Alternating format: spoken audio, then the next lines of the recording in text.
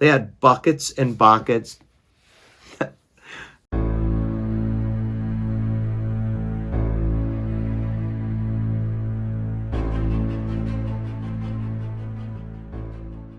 Hi there, my name is Mr. Pete. I am a fourth grade teacher. Sometimes I forget.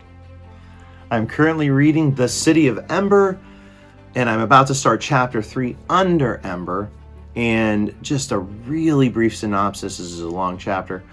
We are left with Doon in a Lena chapter. So you have to imagine that we're heading towards a Doon chapter. Doon works in the Pipeworks. We know he's covered in mud and he's covered in dirt. And after Lena's day of actually delivering a message to the mayor, let's find out what Doon is up to in his Pipeworks job. And if he gets to see the generator that he wants to really get to know and figure out why the power is going out. Doon, if you go back to chapter 1, is a bit afraid of that power going out forever. And I feel like Doon is the kind of kid who might be able to do something about it. We don't really know a lot about Doon.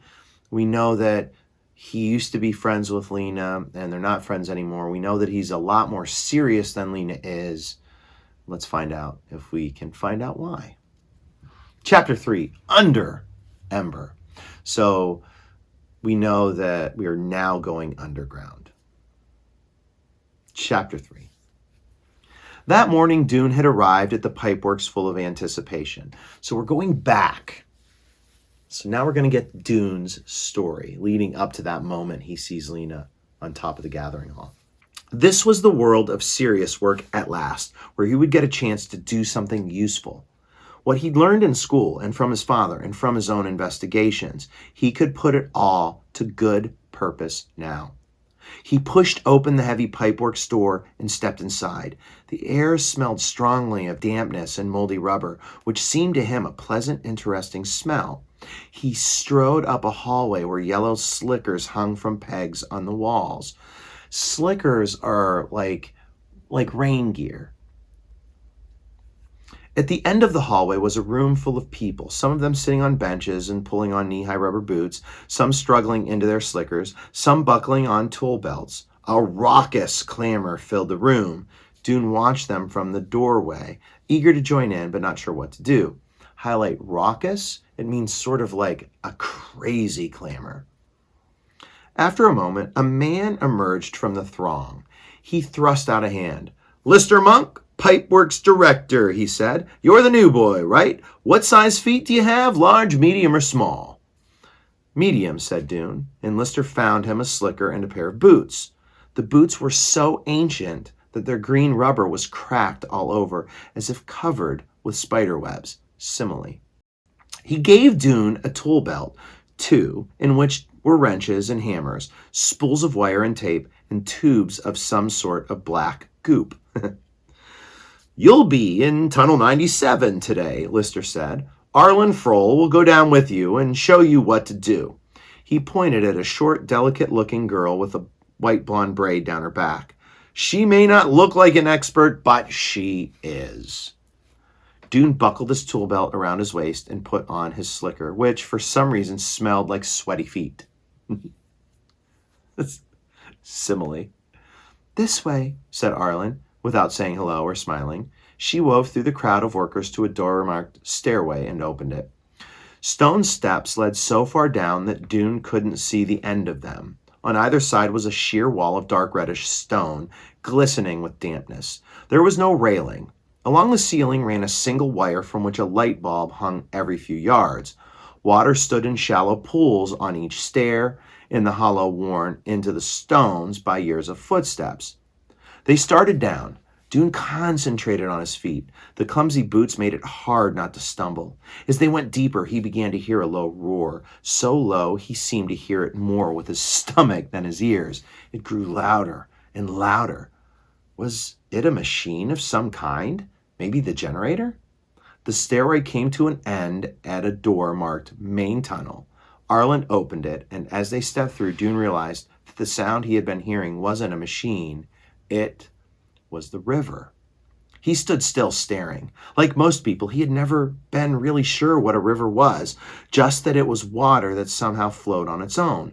He'd imagined it would be like the clear, narrow stream that came out of the kitchen faucet, only bigger and horizontal instead of vertical. But this was something entirely different. Not a stream of water, but endless, tons of it, pouring by. Wide as the widest street in Ember, churning and dipping and swirling. The river roared past, its turbulent surface like black liquid glass, simile, scattered with flecks of light. Doon had never seen anything that moved so fast, and he had never heard such a thunderous, heart-stopping roar. Okay, imagery. Whoo! As you're painting that picture of the sound and the fury of this river. Highlight turbulent. Turbulent means it's rough. It's like really churny and bouncy and going crazy. We have the word churning, which means the same thing. Also take note that Doon has never seen a river. What? Bro, what are you talking about, man? So this is an underground river. At the surface, where the city is, Doon has never seen a river. So this is the first time in his life that he's seen a river. He thought it looked like a faucet, but going this way. Boy, was he wrong. The path they stood on was about 6 feet wide and ran parallel to the river, farther than Doon could see in both directions. In the wall along the path were openings that must lead, Doon thought, to the tunnels and branches everywhere below the city. A string of lights, like the one in the stairway, hung high up against the arched ceiling. Doon knew he was standing beneath the north edge of Ember. In school, you were taught to remember the directions this way. North was the direction of the river, south was the direction of the greenhouses, east was the direction of the school, and west was the direction left over, having nothing in particular to mark it. All the Pipeworks tunnels branched off from the main tunnel to the south toward the city. Arlen leaned toward Doon and shouted into his ear, "First we'll go to the beginning of the river," she said. She led him up the main tunnel for a long way. They passed other people in yellow slickers who greeted Arlen with a nod and glanced curiously at Doon. After 15 minutes or so, they came to the east edge of the Pipeworks, where the river surged up from a deep chasm in the ground, churning so violently that its dark water turned white and filled the air with spray that wet Doon's face. So you can see this river is going nuts. It's this crazy, like white water rapids kind of river. And that's why they have their slickers, because it's getting them wet. It's almost like going to Niagara Falls. In the wall to their right was a wide double door. "See that door right there?" Arlen shouted, pointing. "Yes," Doon shouted back. "That's the generator room." "Can we go in?" "Of course not," said Arlen. "You have to have special permission." She pointed back down the main tunnel. "Now we'll go to the end of the river," she said. The end of the river. She led him back past the stairway door, all the way to the west edge of the Pipeworks. There the river flowed into a huge opening in the wall and vanished into the darkness. "Where does it go?" Doon asked. Arlen just shrugged. "Back into the ground, I guess. Now let's find Tunnel 97 and get to work." She pulled a folded piece of paper from her pocket. "This is the map," she said. "You have one in your pocket, too. You have to use the map to find your way around in here." The map looked to Doon like an immense centipede simile. The river arched across the top of the page like a centipede's body, and the tunnels dangled down from it like hundreds of long, long legs all tangled up with each other. To get to the tunnel, they followed a complicated route through passageways lined with crusty, rusted pipes that carried water to all the buildings of Ember. Puddles stood on the floor of the tunnel, and water dripped in brown rivulets down the walls. So brown rivulets are almost like wiry, like drips that are continuous that kind of squirm down the walls. Highlight that. Just as in the main tunnel, there was a string of bulbs along the ceiling that provided dim light. Doon occupied his mind by calculating how far underground he was. From the river to the ceiling of the main tunnel must be 30 feet or so, he thought. Above that were the storerooms, which occupied a layer at least 20 feet high. So that meant he was 50 feet underground, with tons of earth and rock and buildings above him. The thought made him tense up his shoulders. He cast a quick glance upward, as if all that weight might collapse onto his head. "Here we are," said Arlen. She was standing next to a leak that spurted a stream of water straight out from the wall. "We have to turn that shut-off valve, take the pipe apart, put on a new connector, and stick it back together again." With wrenches, hammers, washes, and black goop, they did this, getting soaked in the process. It took them most of the morning and proved to Doon that the city was in even worse shape than he suspected. Not only were the lights about to fail and the supplies about to run out, but the water system was breaking down. The whole city was crumbling, and what was anyone doing about it? When the lunch break came, Arlen took her lunch sack from a pocket in her tool belt and went off to meet some friends a few tunnels away. "You stay right here and wait till I get back," she said as she left. "If you wander around, you'll get lost." So Lena started wandering around. Let's see if Doon's sort of the same. But Doon set out as soon as she disappeared. Using his map, he found his way back to the main tunnel, then hurried to the east end. He wasn't going to wait for special permission to see the generator. He was pretty sure he could find a way to get in on his own, and he did. He simply stood by the door and waited for someone to come out. Quite soon, a stout woman carrying a lunch sack pushed open the door and walked away. She didn't notice him. Before the door could close again, Doon slipped inside. Such a horrendous noise met him that he staggered backward a few steps. It was an ear-splitting, growling, grinding, screaming noise personification, shot through with a hoarse rackety-rackety sound, onomatopoeia, and underscored with a deep chugga-chugga-chugga onomatopoeia. Doon clapped his hands over his ears and stepped forward. In front of him was a gigantic black machine, 2 stories high. It was vibrating so hard it looked as if it might explode any second. Several people wearing earmuffs were busy around it. None of them noticed him come in. He tapped one of them on the shoulder, and the person jumped and whirled around. He was an old man, Doon saw, with a deeply lined brown face. "I want to learn about the generator!" Doon screamed, but he might as well have saved his breath. No one could be heard in the uproar. The old man glared at him, made a shooing motion with his hand, and turned back to work. Doon stood and watched for a while. Beside a huge machine were ladders on wheels that the workers pushed back and forth and climbed up on to reach the high parts. All over the room, greasy-looking cans and tools littered the floor. Against the walls stood big bins holding every kind of bolt and screw and gear and lever and rod and tube, all of them black with age and jumbled together. The workers scurried between the bins and the generators or simply stood and watched the thing shake. After a few minutes, Doon left. He was horrified. All his life he had studied how things worked. It was one of his favorite things to do, something to take note. He likes to know how things work. He could take apart an old watch and put it back together exactly as it had been. He understood how the faucets in the sink worked. He'd fixed the toilet many times. He'd made a wheeled cart out of the parts of an old armchair. He even had a hazy idea of what was going on in the refrigerator. He was proud of his mechanical talent. There was only one thing he didn't understand at all, and that was electricity.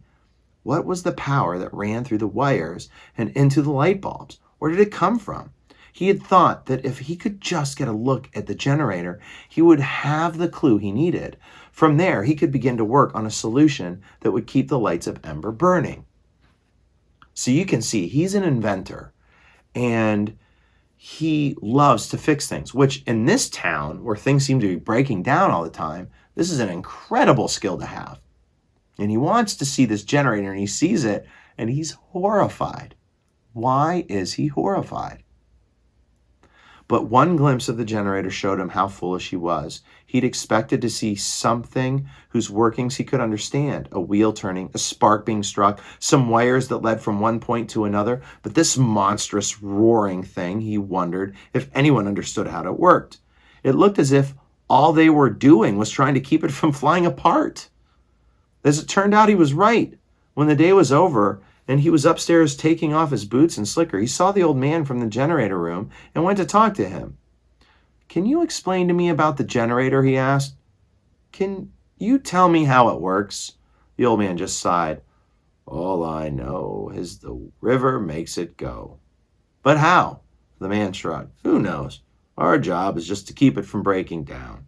If a part breaks, we got to put it on a new one. If a part freezes up, we got to oil it. He wiped his hands wearily across his forehead, leaving a streak of black grease. I've been working on the generator for 20 years. It's always managed to chug along. But this year, I don't know. The thing seems to break down every couple minutes.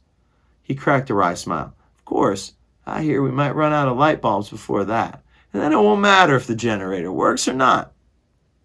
Running out of light bulbs, running out of power, running out of time.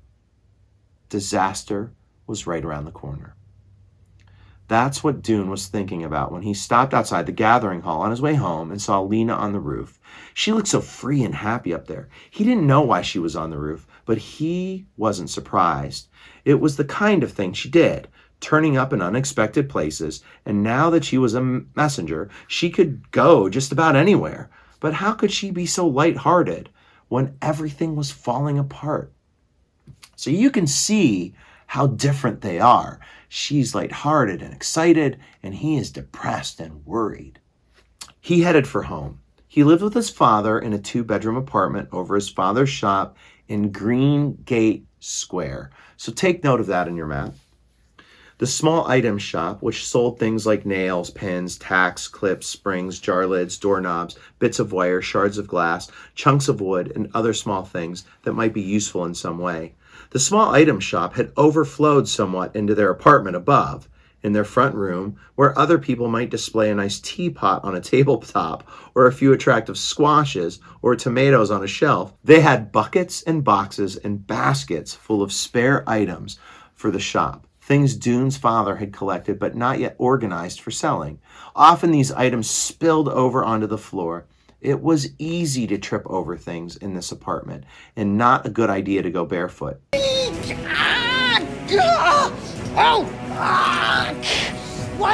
Today, Doon didn't stop in at the shop to see his father before going upstairs. He wasn't in the mood for conversation. He removed 2 buckets of stuff from the couch. It looked like mostly shoe heels, and flopped down on the cushions. He'd been stupid to think he could understand the generator just by looking at it, when other people had been working on it their entire lives. The thing was, he had to admit, he'd always thought he was smarter than other people. He'd been sure he could learn about electricity and help save the city. He wanted to be the one to do it. He had imagined many times a ceremony in Harkin Square, organized to thank him for saving Ember. With the entire population in attendance and his father beaming from the front row, all Doon's life, his father had been saying to him, "You're a good boy and a smart boy. You'll do grand things someday. I know you will." But Doon hadn't done much that was grand so far. He ached to do something truly important, like finding the secret of electricity, and as his father watched, be rewarded for his achievement. The size of the reward didn't matter. A small certificate would do, or maybe a badge to sew on his jacket. Now he was stuck in the muck in the Pipeworks, patching up pipes that would leak and break again in a matter of days. It was even more useless and boring than being a messenger. The thought made him suddenly furious. He sat up, grabbed a shoe heel out of the bucket at his feet, and hurled it with all his might. It arrived at the front door just as the door opened. Doon heard a hard thwack and a loud "ouch" at the same moment. Then he saw the long, lean, tired-looking face of his father in the doorway. Doon's anger drained away. "Oh, I hit you, Father. I'm sorry." Doon's father rubbed the side of his head. He was a tall man, bald as a peeled potato, simile, with a high forehead and a long chin. He had kind, slightly puzzled, gray eyes. "Got me in the ear," he said. "What was that?" "I got angry for a second," said Doon. "I threw one of these old heels." "I see," said his father. He brushed some bottle tops off a chair and sat down. "Does it have to do with your first day at work, son?" "Yes," said Doon. His father nodded. "Why don't you tell me about it?" he said. Doon told him. When he was finished, his father ran a hand across his bald head as if smoothing down the hair that wasn't there. He sighed. "Well," he said, "sounds unpleasant, I have to admit. About the generator especially. That's bad news. But the Pipeworks is your assignment. No way around it. What you get is what you get. What you do with what you get, though, that's more to the point, wouldn't you say? He looked at Doon and smiled a bit sadly. Highlight that. It's kind of a great little theme. What you do with what you get. That's the point. I guess so, Doon said. But what can I do? I don't know, said his father. You'll think of something. You're a clever boy. The main thing is to pay attention. Pay close attention to everything. Notice what no one else notices. Then you'll know what no one else knows. And that's always useful.